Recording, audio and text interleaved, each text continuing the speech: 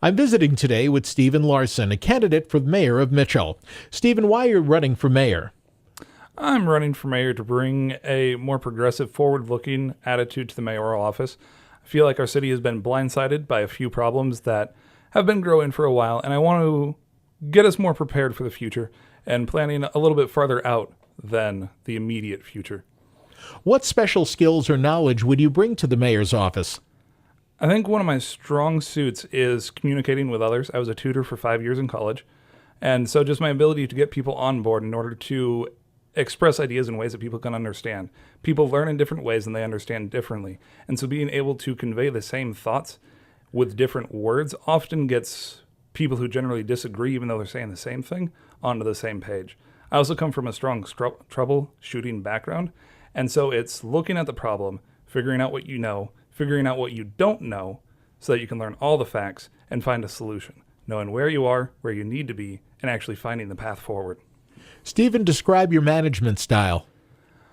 My management style is lead by example. It's part of why I'm running for mayor.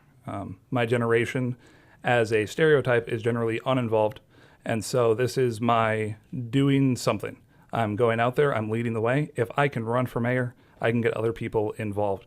And so it's don't do anything or don't ask anyone to do something you wouldn't do yourself, but always know when to ask for help. And be able to delegate to the people who are more qualified, who are more skilled to do the job. Regarding Lake Mitchell improvement, where is that on your priority list and why? I think the Lake Mitchell project is high on the priority, if not number one, definitely up there, just because so much has been sunk into it already. We already have made so much progress. We have momentum. To lose that momentum, I think, would be a great shame. And so it's definitely a priority. I think it needs to be done. It's been ignored for so long. I think people have forgotten just how nice it is to have a clean lake within a 10-minute drive of anywhere in town. It's inside city limits. But anyone today just forgets because it's been decades since that lake has been clean and been fun to be at. And so I think we need to continue the push, because if we stop now, it's going to be even more decades before we gain the momentum that we've already got it. What have been your sources of information regarding the Lake Mitchell project?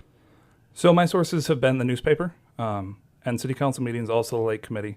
A few weeks ago, before the forum, the Lake Committee made a point of meeting with all of the mayoral candidates, updating us on the latest information, but also reading the studies that Fire has put out, and also looking at a few of the more historical ones that have been on record.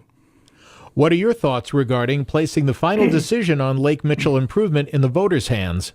I think that it is absolutely necessary to put it in the voters' hands. In my opinion, the city has lost a bit of goodwill with the voters with a few of the past decisions, part of which is due to just the low voter turnout. The poll decision was made by less than 1,700 voters, which is barely over 10% of the town. And so any discontent, I don't feel is qualified if you didn't vote. You have to exercise your rights. And so to put it to a public vote, I think is necessary to gain the public's trust, because then it will not have been made by the 8 people of the council. It will have been made by the thousands of people of the town.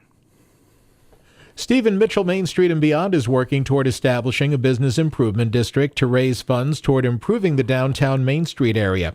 What kind of financial help do you believe the city should offer to move the project ahead, or should the city steer clear? I think the city should be as involved as the population wants to be. And it's going to be a matter of feeling out how much we actually want to invest in the downtown and how much of a public asset it is. The downtown is the businesses, but it's also just the downtown of Mitchell. So there's the physical area, but then there's also just the social aspect of having a downtown to go to. And we're going to have to feel out with the public, maybe put out a survey or some such to figure out how much people are willing to spend. But it really becomes having that place to congregate. It's like a giant park that happens to be populated by businesses. And so it is an asset to the town, but we're going to have to put a value on it to figure out how much we want to kick towards it. What are your thoughts regarding improving the city's infrastructure over, let's say, the next 5 years? I think 5 years is far too short to be looking at improving infrastructure, because improving infrastructure is an eternal problem. It's necessary for the town to exist, and it will continue to be. And so while I think 5 years is going to be a long timeline for fixing the problems that exist today, I think improving the infrastructure needs to be a century-long or longer look. But there are places where the water pipelines absolutely need to be replaced now. We have rusty water coming out of home faucets, and that's from city lines. And I feel that problem needs to be addressed last year, but the second best time is now.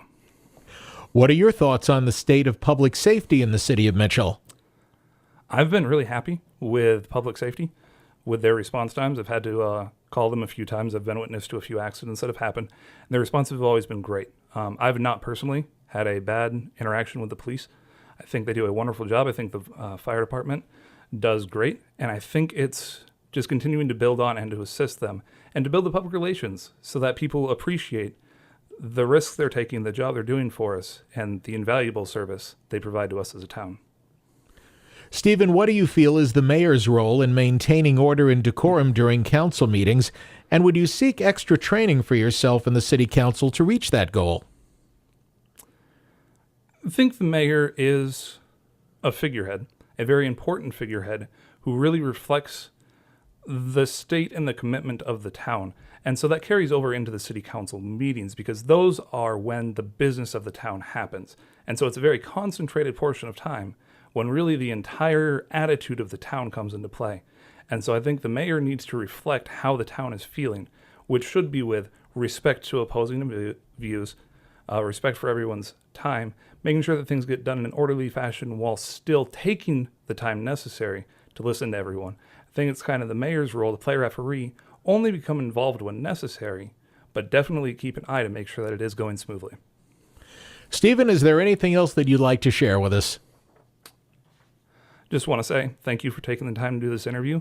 It's been a pleasure talking to you. And just I hope everyone gets out and votes. Share this. Share the series that you're doing with all of the candidates. Get people informed. Get people active. I hope you talk about this over dinner. I hope you talk about this at the workplace. But I want to see more people engaged, more people informed, and just the city moving the way the city wants to. And that's Stephen Larson. He's a candidate for mayor of Mitchell.